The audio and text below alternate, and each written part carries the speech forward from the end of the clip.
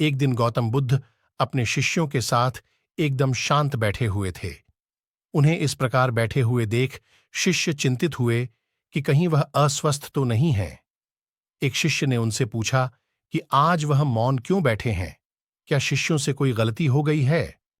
इसी बीच एक अन्य शिष्य ने पूछा कि क्या वह अस्वस्थ हैं? पर बुद्ध मौन रहे। तभी कुछ दूर खड़ा व्यक्ति जोर से चिल्लाया, आज मुझे सभा में बैठने की अनुमति क्यों नहीं दी गई है? बुद्ध आंखें बंद करके ध्यान मग्न हो गए।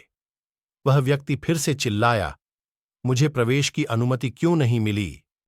इसी बीच एक उदार शिष्य ने उसका पक्ष लेते हुए कहा कि उसे सभा में आने की अनुमति प्रदान की जाए।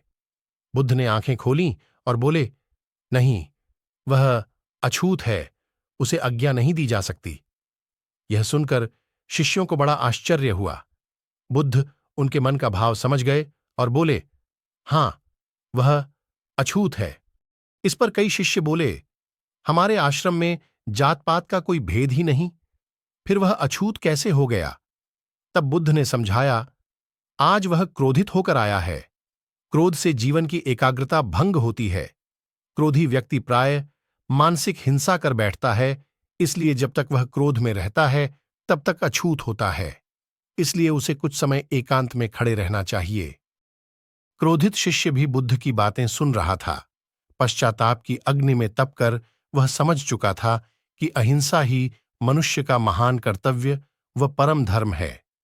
वह बुद्ध के चरणों में गिर पड़ा और कभी क्रोध न करने का प्रण लिया।